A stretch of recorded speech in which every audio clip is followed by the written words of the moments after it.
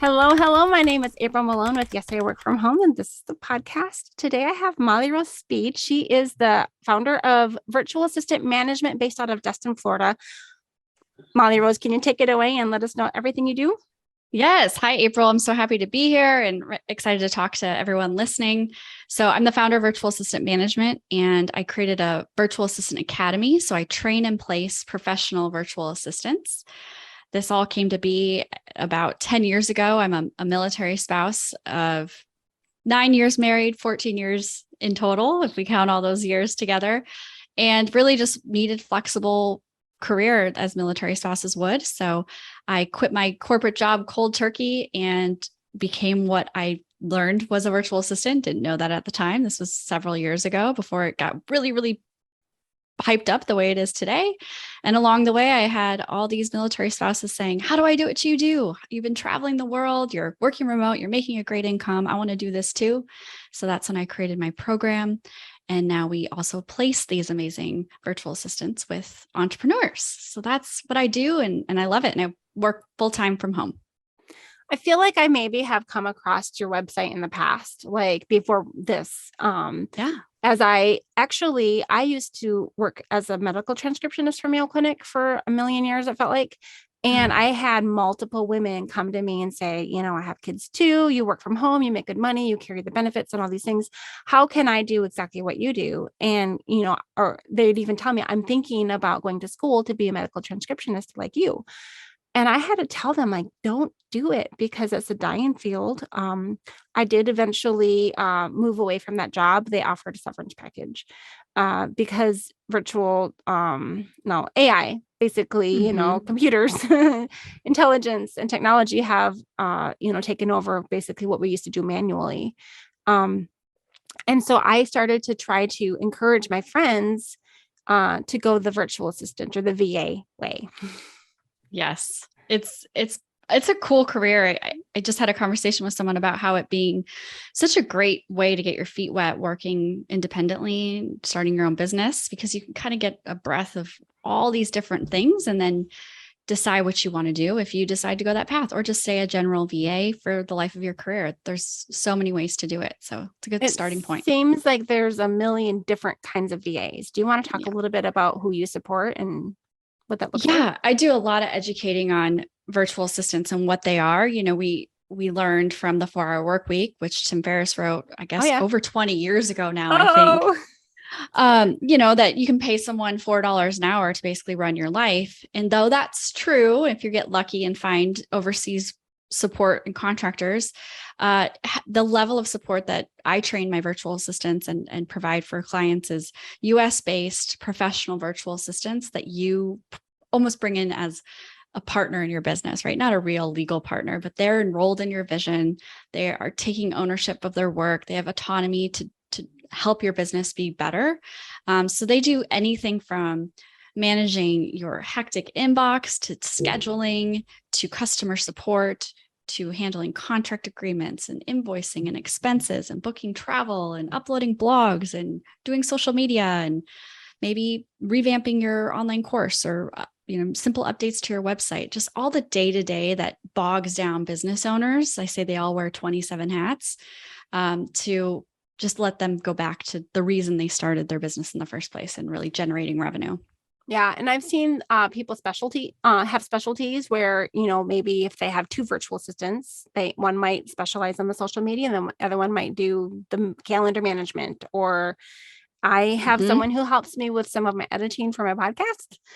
So smarter in the realm of video editing than I am. Yeah. And I couldn't do it without that. So, um, but not full time. So not helping me with every single aspect, but definitely, those things, the social media, the fancy stuff that I can't do. Yeah, yeah, or shouldn't do. Yeah, and that brings up a really good point. You don't have to hire a virtual assistant for 40 hours a week. You can hire them for a fraction of their time, fractional virtual assisting, and that makes it really cost effective for the client, and also really great for the virtual assistant who might only want to work 20 hours a week or 2 hours a day while their kids at preschool. Right. So do you match people according to their availability and flexibility? Because I know some people want the virtual assistant to answer phones, like a Mm-hmm. regular business day. And other people, they'll let their VA work in the middle of the night as long as the work is done by morning or something like that. Yeah, absolutely. So we've learned a lot in, I'd say, almost interviewing our clients on what they need in a virtual assistant. And it's across the board. Some want the 8 to 5 customer service, being there to answer the email the minute it comes in type of, I call it the Mad Men virtual assistant. If you watch that show where they're sitting at desks, like your virtual secretary, and that's great. And there are virtual assistants that love that and want to be doing that. And then there's also businesses that you give them a task list on a Monday, and the virtual assistant can have it done in any time frame by Friday or Yeah. within the month or whatever it is for their business. So it's really cool how flexible it can be. Mm-hmm. And they can wear a lot of hats too, right? Yes. Oh my gosh. So many. And it keeps growing. And I really want to define what a virtual assistant does versus what an operations manager does or what an OBM does, because everyone has a different opinion. So that's something that needs to be worked on in the industry. So there's administrative assistant and there's administrative, like project manager kind of roles and Mm-hmm. everything, right? Yes. Yeah. Social media managers, operations business managers, project managers. I mean, and then there's people that wear all those hats. And what would you say your population that you're working with is like your virtual assistants that you hire or that you train? Yeah. So predominantly military spouses. That's just the group that we attract because of my population. But so a lot of stay-at-home moms as well. We have virtual assistants that have their master's degrees, virtual assistants that are former physician's assistants, nurses that are still working as nurses, but then do this on their days off. Mm, It's really across the board. But I'd say 90% are moms. okay, that's fair. Mm-hmm. Mm-hmm. And I Yeah. mean, flexibility is basically the biggest benefit that people are looking for these days, especially if Yeah, they're trying to juggle family responsibilities with work. absolutely. Yeah, I think it's super important. So let's talk a little bit about your journey here. Where did you say you came from before this? So I've been doing this since 2013. So about 9, 10 years, 2012. And before that, I was a manager at Target. So Target's crazy where they put 23-year-olds in place and you're the executive team leader of a store and you hold the keys and you manage 125 people. It's crazy. Oh my goodness. Loved the job, but worked my tail off and realized something had to change. And then I worked at a hospital system as a financial analyst and literally watched paint dry and realized, okay, this is great money. However, I want more. I don't want to sit here, and only have 8 to 10 hours worth of work a week, having to commute 50 minutes each way.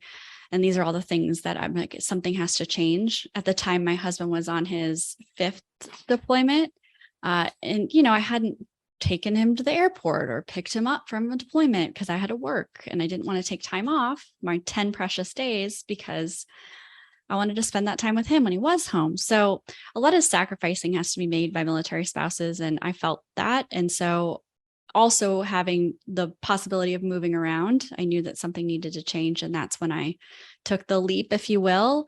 And my first job was I answered a job posting on Facebook for someone I knew. I'd met him at a conference and they were crowdfunding a student loan documentary and they needed someone to run the crowdfunding campaign, meaning like social crowdfunding where you share everything on social media and get people to donate to the cause. And I applied for it and had no idea how to do it, but I figured it out, which is the number one key of being a virtual assistant. And that just kind of opened the doors to being the founder of that documentary's assistant and then growing through his business for the past 8 years. Now I no longer do that work, but all the referrals that came through and all the knowledge learned just by starting somewhere. So that's where I am today. Did you end up moving at all during those 8 years? So no, I didn't. I'm one of those military spouses that never moved. Where we're stationed, we have 3 bases and my husband just got restationed to a local base. So it wow. never happens. All my friends are like, I hate you. Like, this is what I want. Knock on wood. I know. So, yeah, it's been really good, but all of my friends have moved away. So that's been a different experience. Mm-hmm. So you have the stability, but you're helping have others have stability as they move because they can keep their job. I did experience that when I was working for Mayo Clinic. I eventually got a work from home position, and I moved from Minnesota to Missouri to Illinois, back to Missouri to Arizona to another city in Arizona. And I kept the same job the whole time. Yes. And carried, like the weight while my husband was in school. And it was really a blessing during that time. Now I have freedom to do other things, which is also nice. Good. Because at that job, I was tied to the time clock. I had to log in at a certain time and log out at a certain time and have to tell them if I'm going to change my, my break from 30 minutes to 60 minutes. And so, after that, post 2018, I've been, seeking positions that gave me more flexibility and control over my own time. Yeah, absolutely. And the big thing there, benefits, you mentioned that earlier. If your husband was in school, you're probably doing that. That's something to consider when you do decide to go freelance or start your own gig. Military spouse, I have great benefits. So I had that flexibility, but that's definitely something to consider. So yeah, he actually was offered, he went from a contract position to a permanent position about 6 months before Mayo Clinic decided to pull the plug on the department that I was working for. Oh, great. Good. They didn't completely pull the plug, but they reduced people, by like, I don't know if it was ended up being like 50 to 90%. It was a significant change. And I was happy to have other options at that time. Absolutely.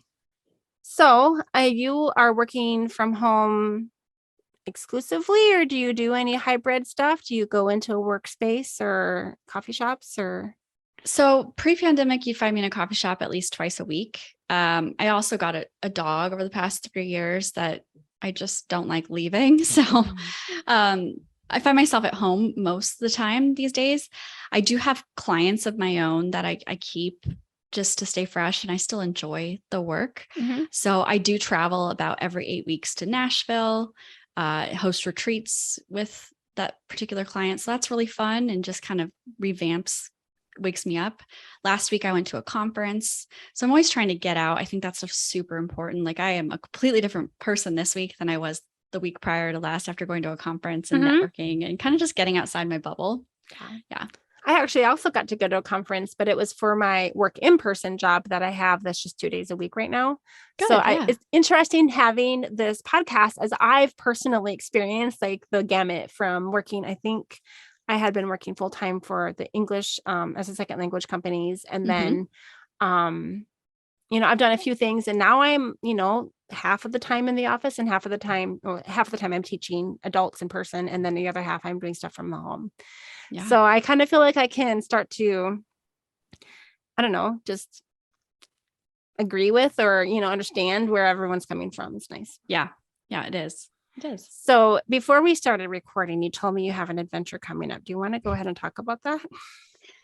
Yeah. So my husband and I are buying a Sprinter van on Friday, and I'm terrified, but it's going to be great.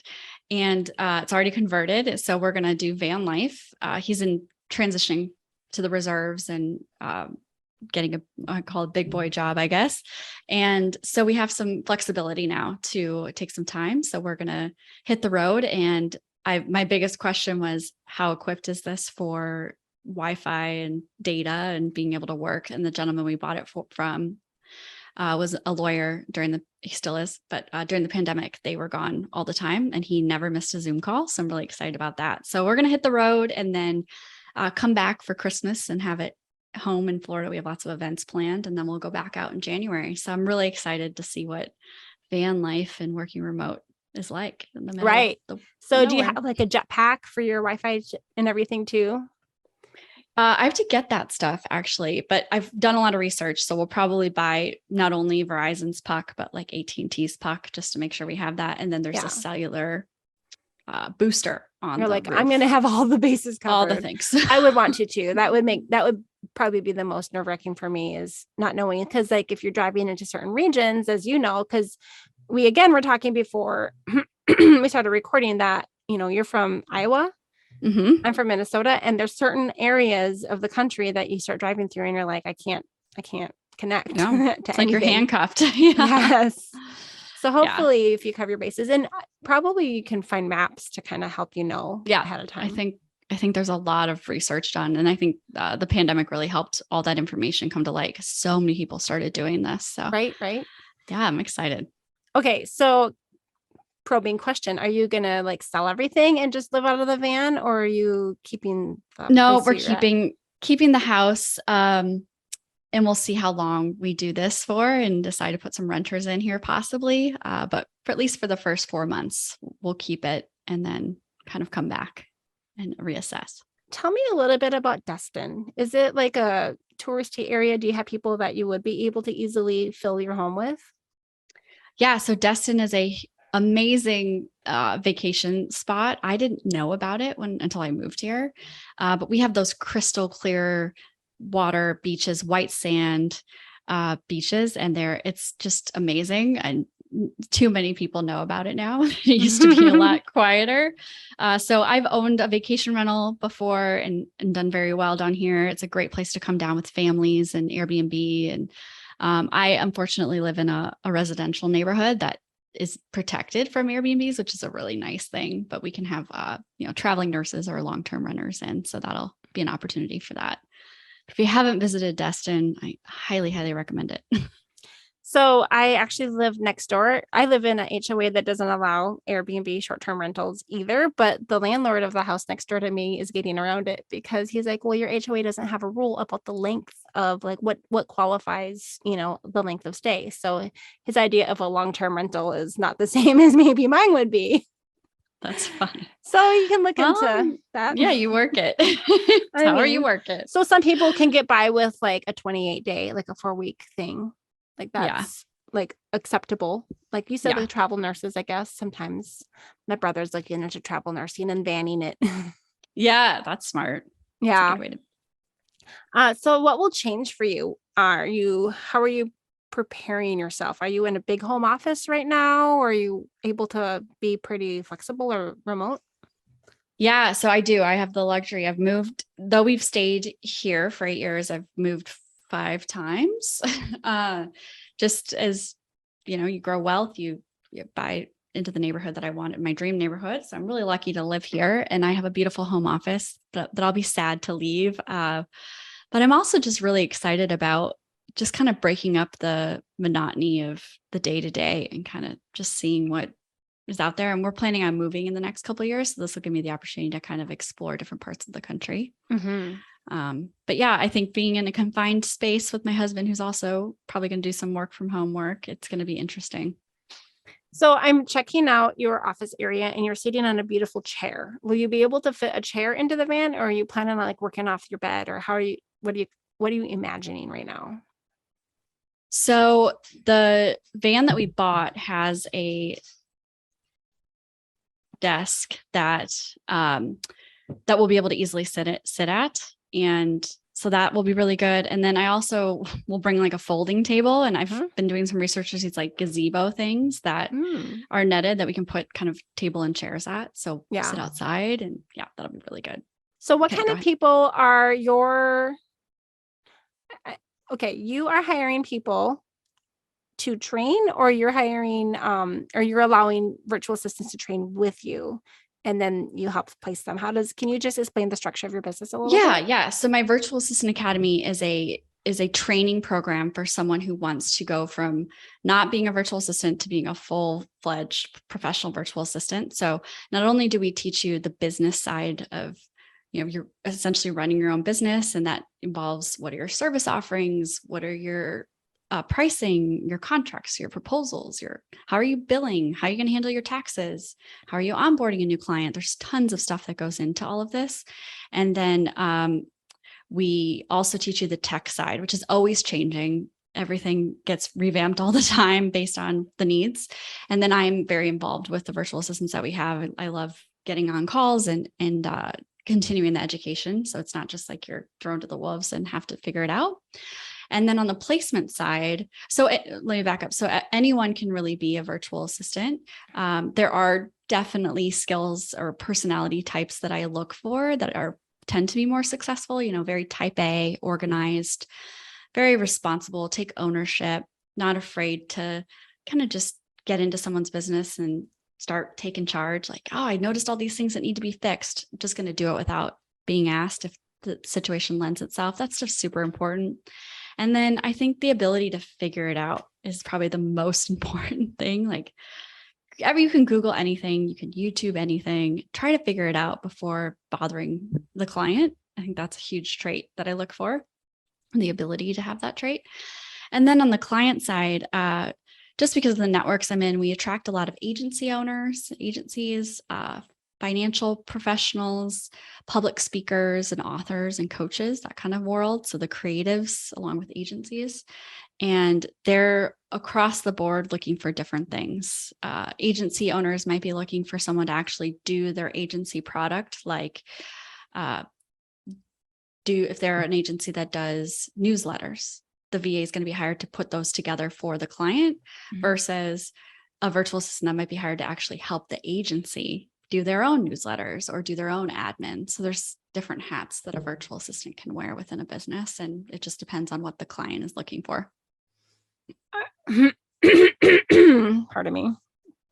Are your trainings independently done in a flexible way, or are they live trainings? Is there like an expectation that you will help people get placed if they do your trainings? Yeah. So the academy is all on demand, so you can do it at your own pace. And then we do an onboarding call to certify you and make sure you're all set, ready to go, and you've grasped everything that we need you to. And then quarterly, you have the opportunity to apply for our management team. So not everyone is the right fit. I'm really trying to build the best virtual workforce of virtual assistants in the US. So we do have some, very tight standards around that. But 9 times out of 10, if you follow the steps and show up professionally, it doesn't take, a superhero to become a virtual assistant. If not, I can coach you on areas where you probably need to work on and then come back to us with that next skill set.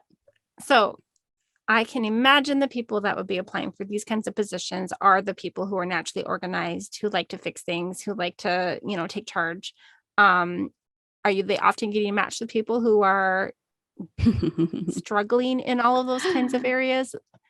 Yes. So, and actually virtual assistants that get clients that are super type A, it's really hard because they're so organized that it's like the virtual assistant doesn't know. Yeah. So I always say, especially our speakers, authors, and coaches, they're squirrels. Like they're just like, that movie Up, where it's like squirrel, squirrel. That's kind of what I describe my clients as. They're just, they come to us and we do a consultative off service to them right when they come in to really get them clear. Usually they're coming in very overwhelmed. That's why they need a virtual assistant, and they haven't even had time to understand what it is they need a virtual assistant to do. Right. And so we do a lot of work there, but yes. And go ahead. Oh, and a virtual assistant in that situation just totally shines within businesses like that, because they can come in and be like, okay, these are the 20 things we're going to get done this week. Check, check, check, check. And they're so happy to have that support. I've seen trainings like where they have to do some sort of personality matching too. Do you have anything like that you incorporate? Yeah. So the Enneagram got really big over the past couple of years. So we use that. Myers-Briggs gets asked, or the Colby. I do the Enneagram just because it's really easy for my VAs to do. And I'm looking for 2s and 6s. 2s are the helper, 6s are the loyalist. We have some 3s. So that's kind of interesting to find. It doesn't matter. I mean, sometimes personality tests are how you're feeling that day, but what are 3s? 3s are they the individualists, or is that one? I don't know them. I think I did one that was called 16 personalities. That was helpful. Yes. Yeah, I'd say most of our VAs come back as 2s, the helper. 3s are the achiever, which would make sense. Individualists are 1. Yeah. The achiever. All right. So let's talk a little bit about your own organization, because I know this is an area that you shine in. And I was reading your form that you filled out, and it was about like, you've got priorities and you've got, project management stuff that you use. And why don't you talk a little bit about how you got organized, and then how that has spread into this new thing? Yeah. So digitally, if you haven't talked about Asana, or if the audience hasn't heard about Asana, it's my go-to project management tool. It's an amazing tool that, in my opinion, completely eliminates email between teams, or should. And email is the vein of my existence. So I try to get rid of that at every point possible. It's a free tool that essentially allows you to create projects and have tasks within those projects with due dates and ownership, and it's transparent among a team. So a virtual assistant working with a client, it's wonderful for both of them to be able to see what's on the client's plate that the VA needs to be aware of, and vice versa, because things that the VA might be responsible for can't be done until the client gets it done. And that is able to be outlined, and they can communicate in there, and it's wonderful. So digitally, I live by Asana working with my clients. Personally, I prioritize 5 things a day. And if you're watching on video, I'm holding up these priority 5 cards. They're really just a notepad with 5 lines on it. It doesn't have to be fancy. Jack Canfield, founder of Chicken Soup for the Soul and the Success Principles, these are his. And it really is just like, what are the 5 most important things that you're supposed to get done today? And they shouldn't be things like write a book or build a website. They're micro tasks. But I find when I use these and I focus on them, I'm way more productive than just starting my day without a plan, or worse, starting my day and letting my email dictate what I do. I think a lot of us do that. So those are my 2 big, simple things that I do. And you probably could make your own notepad with 5 lines on it, but how did you find out about? I went to his conference and got them.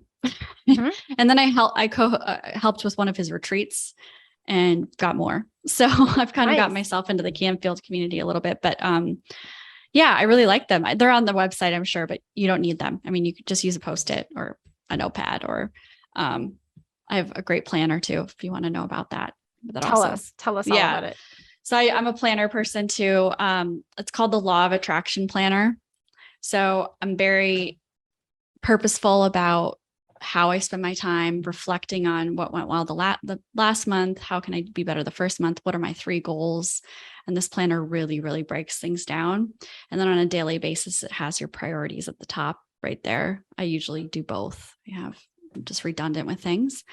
And it forces me to have a goal in health and wellness. And then what are the things that I'm working on this month for that, or for revenue goals? And what are the things that are going to support that? So it's very intentional. And then my tasks spur off of those things each month. And it walks you through how to do that.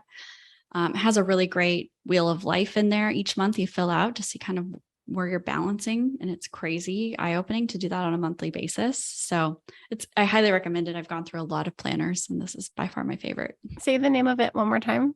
Yeah, it's the Law of Attraction Planner. And how did you find out about that one? A friend, I think, told me about it. And it makes sense. So The Secret, the book that came, The Secret is a book and a documentary that came out several years ago. The documentary, I think, is on Netflix right now. It's going to look dated, but the messaging is great. And it's all about the law of attraction. And that's kind of the first time that term hit mainstream way back in the day. So I have a feeling that had something to do with it. Jack Canfield was in that film. So that's kind of the world that I hang out in. And so I think this planner probably got recommended to me within that network. So I've never been super great with planners, just because, in journals as well, bullet journals, I've tried them all. And I think I still have that embarrassed feeling that someday someone's going to look at my planner and see that I didn't accomplish everything I wanted to do, or that I wrote down something that was a thought that, might be considered, I don't know, immature or something to someone else that reads it. So I just choose not to use them. Yeah. And that's okay. Yeah. But I'm intrigued. I usually will give something a go for a little while, at least. I think people say they use planners, and 9 times out of 10, they might not. I think it's actually a hard thing to do. Kind of a cult following. Yeah. Yeah.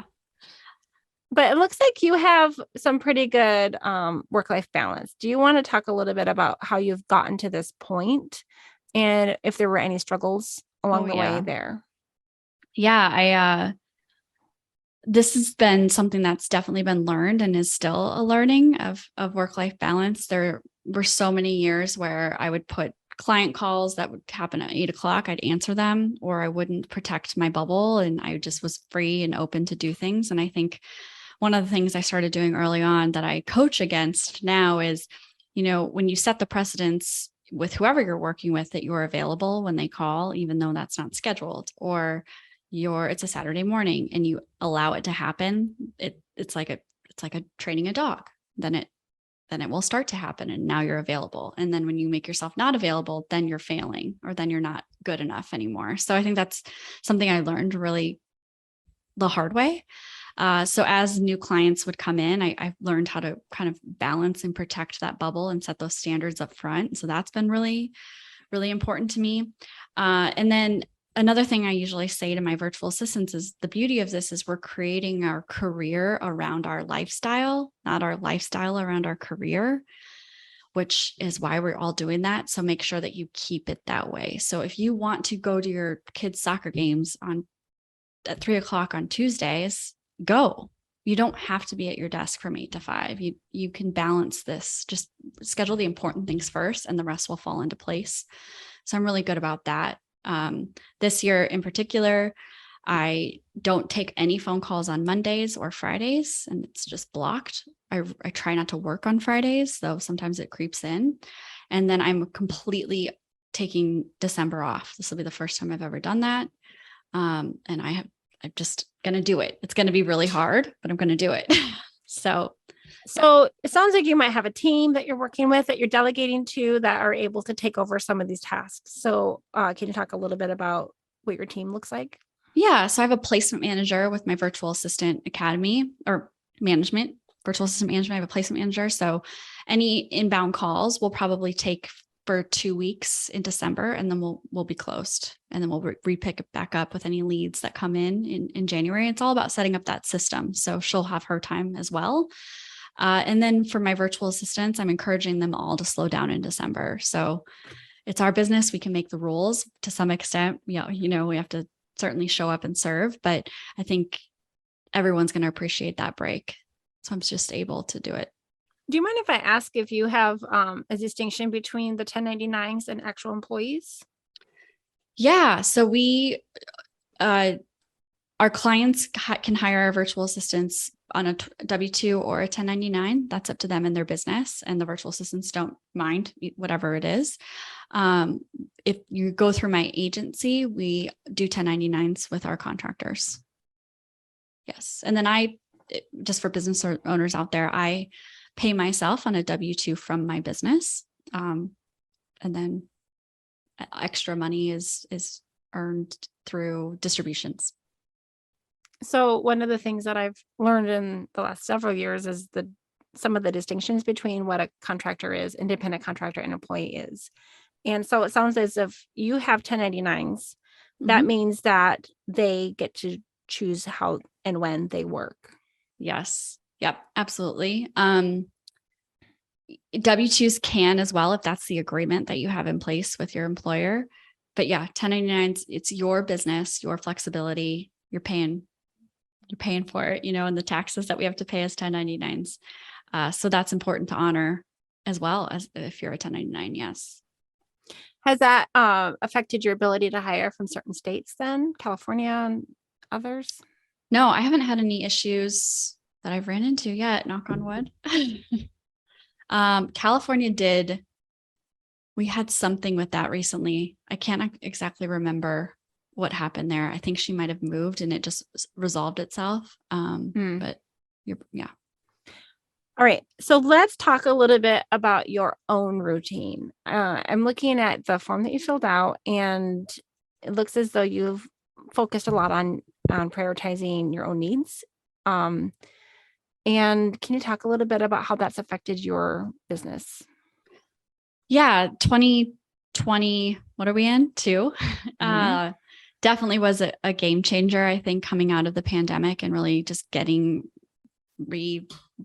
almost blooming again back to society. And a lot of that came with taking care of mental health and taking care of my health and wellness. So one of the things I did this year was hired a fitness and nutrition coach. Never done that before. And it's been really awesome and eye-opening to just have that support community.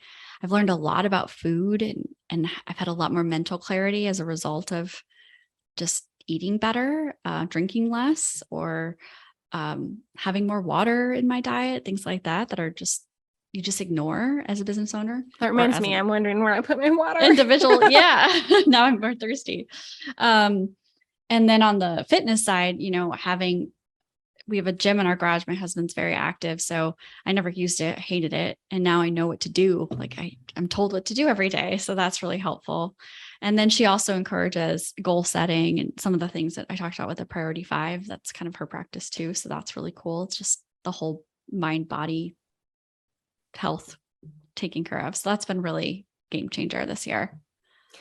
So you have a priority 5 for your personal health and wellness goals and business, or no, that would be way too many. I always make sure that there's something health and wellness on my priority 5 each day. So it doesn't just have to be business. That's a good question. So for example, yesterday, I think mine was hitting my macros, because that's part of the health plan, and working out. Today I'm not working out. So I want to make sure I go on a long walk with my dog. So it's like something that's outside of the work that I do every day. But then how does this affect your business when you're taking care of yourself? I think it just makes me better. I show up better. I'm happier. I'm clear. Clarity has been really great this year. I think I've grown. I don't know if it's because of the work that I'm doing in the kitchen and in the gym that is a direct result, but I think it's certainly playing into it for just showing up more fully for my virtual assistants, or having more organization among our schedules, or what I want to get done in this year. Because we're filming here on September 14th. We have less than 3 months, 4 months, but I'm going to say 3 because I'm not working, to get things done. So it's just been a different level.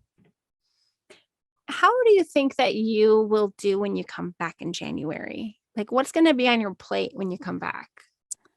Yeah, January is interesting for me. It's my birth month, and I spend the first week of the month. This is an oddball side thing I do, but I love it, and I'll never stop working at a trade show in Las Vegas for Intel, for the corporation. It's a contract gig that I've just had, and I do it for the people. I do it to connect with the team, and we just have so much fun. And I think January will just be, my placement manager will help support the business. I will work on really intently outlining the year and how I'm going to create the best and support the best virtual assistants in the industry is my goal. And so I think I'll just really get focused on that. And I'll probably be living in a van. So all this could be a little crazy. Are you going to drive to Vegas? I don't know if we're there. I don't want to. I'll probably fly from wherever we are. Did you say you do that every month, or just the first month of January? First month of January, I usually do that. And then I do 2 or 3 shows a year. So I have one at the end of the month. It's been fun. It's taken me to Barcelona, China. I don't want to go back there. And are you working as a virtual assistant for someone in that corporation, or are you as a vendor in your field? Yeah. So I'm as a contractor, and I'm basically we're staffers on the floor at these trade shows. So I'm either demoing like a really nerdy widget that they're explaining, and I have to get really technical on it. We're kind of the extroverts on the floor that can speak to the everyday person. And the engineers are like, okay, well, this is the code that's on the thing, which is great. So they bring in us to just really just up level and have fun. And yeah, it's fun. And the team that I work with is a diverse group of amazing professionals. And we're mind blown that we keep doing it, because it's hard work, but it's super fun. That's so cool. Yeah. And another one of those things, you work from home all the time. It just gets you out. It gets you a different perspective. And I think all that stuff helps your business. So I feel like I'm wrapping up too early, but I want to give you a lot of time to answer my big question that I always like to ask. You're really hitting on a touchy subject for a lot of families, where they want to get in the workforce, But, flexibility and time and location and all these things, military wives, especially, with all this transition, how on earth does someone really get started? Like if they were to just get their feet wet, like trying to build some skills, like what skills should they be working on? I know you've got the training program, but is there anything that they should be starting to prepare before the training program, or what kind of time commitment or cost would there be that they would have to be, getting prepared for?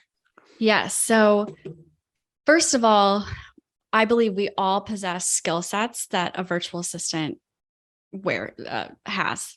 So by that, I mean, when I onboard new virtual assistants or I do a discovery call, a lot of the conversations I have are them saying, well, I don't have anything to offer. I don't know what I would do. And within 5 minutes, we have your 5 first service offerings, because we are a technology generation, right? Right. So we all know how to post on Facebook. We all know how to engage in Facebook communities. That is something people need. We all know how to do Facebook posts, or Instagram posts, or comment on other people's Instagrams, checking email, responding in email, booking travel. We've probably all done that for our own personal families, but kind of putting a system around it for ourselves and really thinking through, how could I do this for my business?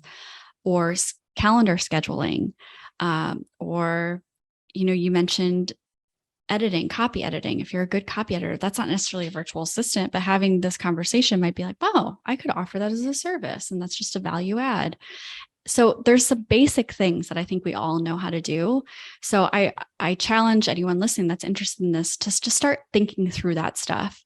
There are lists, and you can find that on my website too, of skill sets that virtual assistants have, and Google that and kind of circle all the things that you know how to do.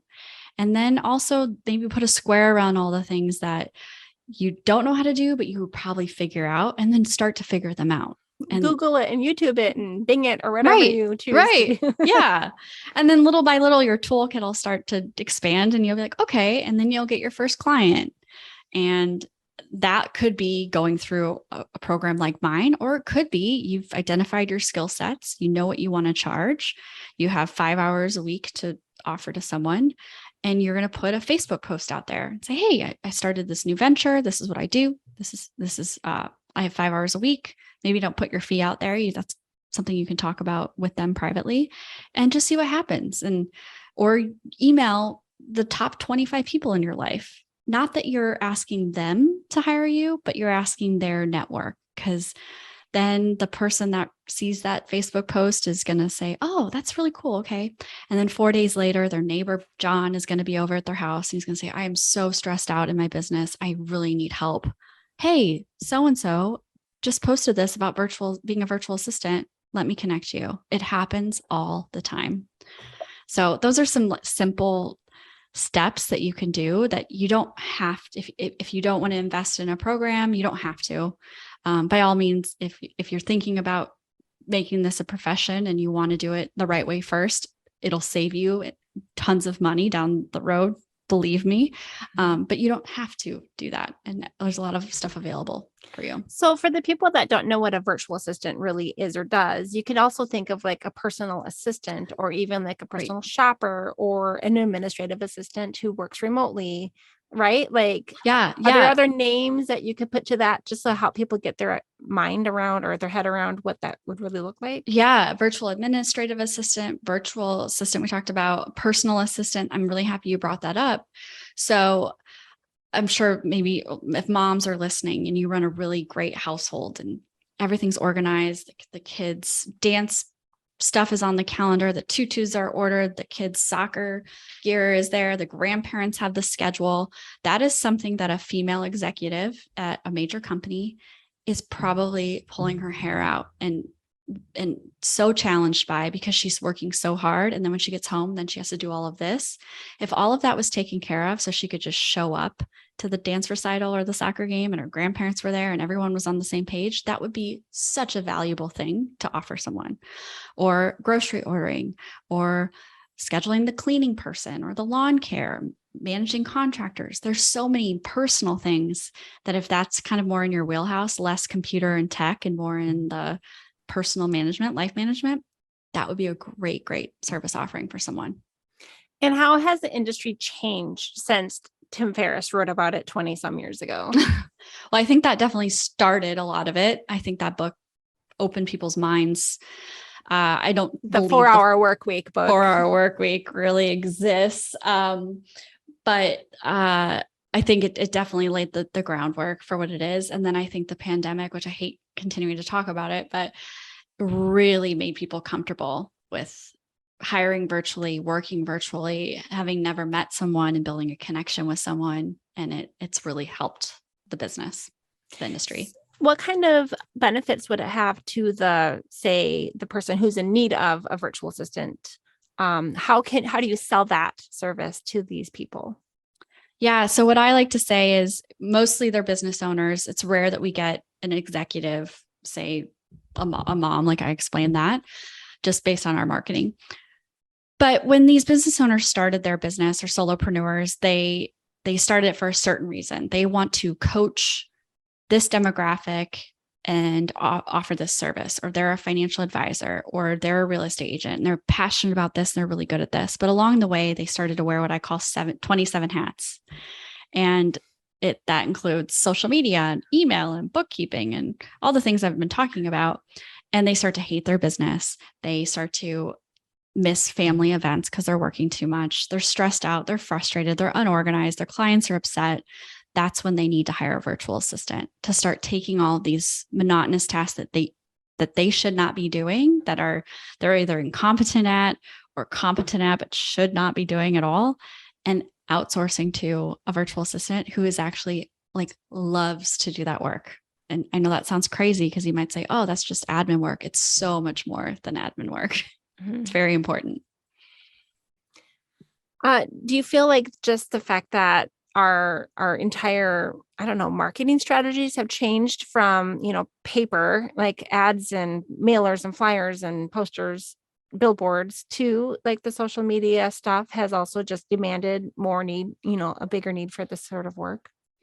Yeah, absolutely. I think technology has completely changed the game. We'll see what AI does to this industry. I'm already seeing a lot of AI virtual assistant stuff pop up. And I actually do a lot of educating. People come to us and think that we're a kiosk, a virtual assistant kiosk. We're not humans. That's happened more than a handful of times. And so I know it's coming. However, I do think there's always going to be a need for the human behind the AI, or the human behind all the things that are happening automatically. But it's definitely helping.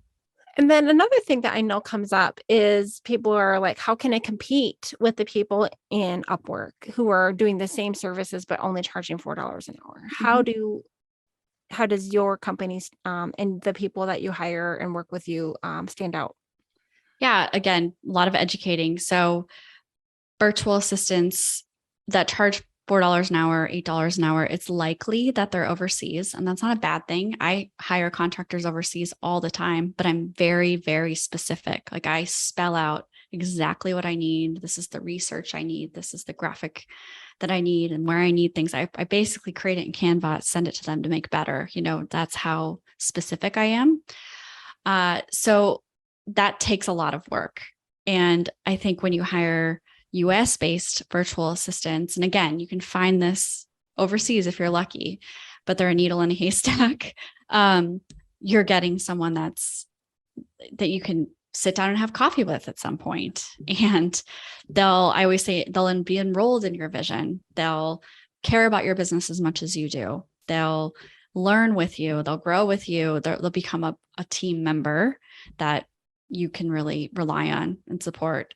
And on top of that, a lot of virtual assistants get a lot of personal information from their clients. It's just part of the nature.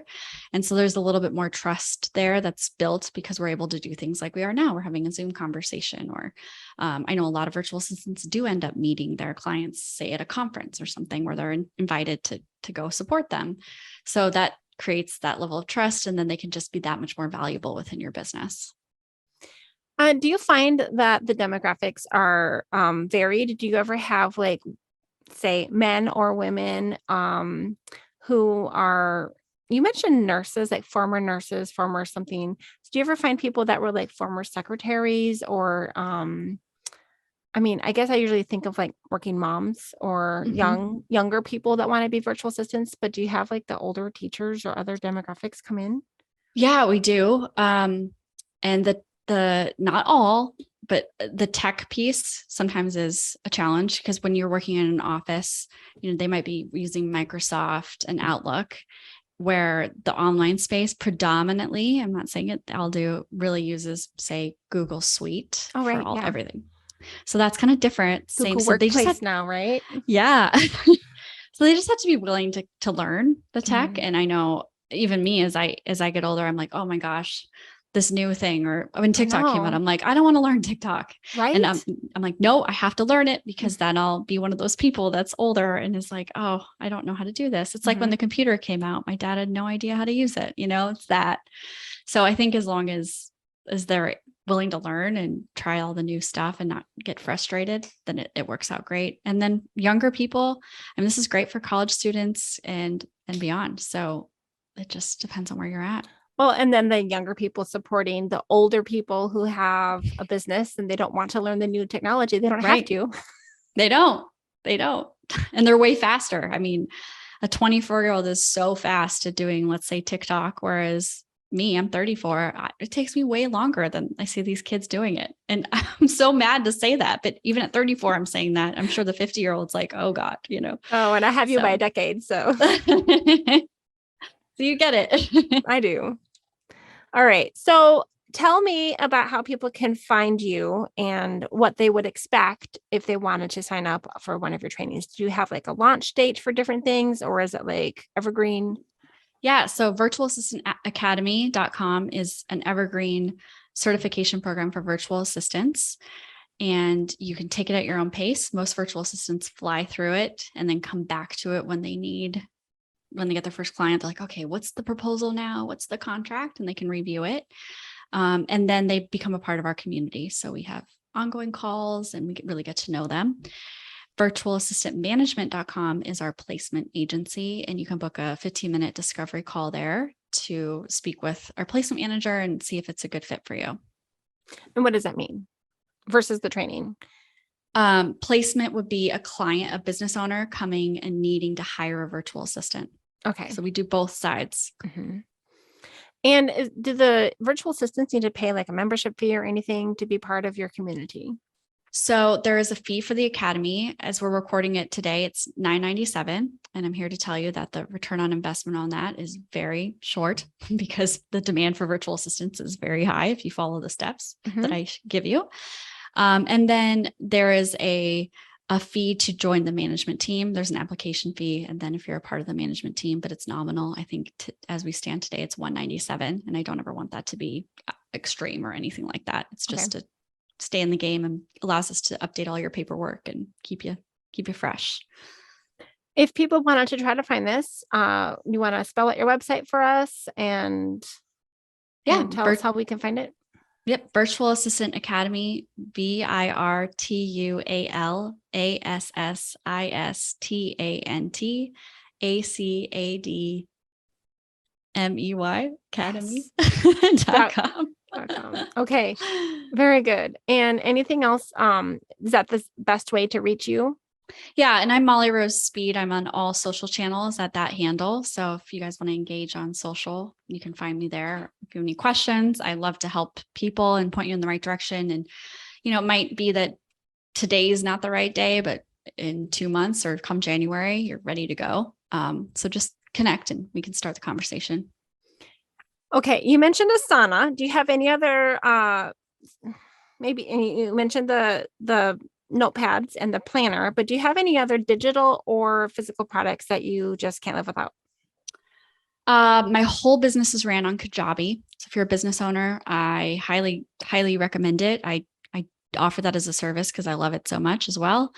And then I love 17 Hats. It's like Dubsado, but it's older. I don't know And either of those.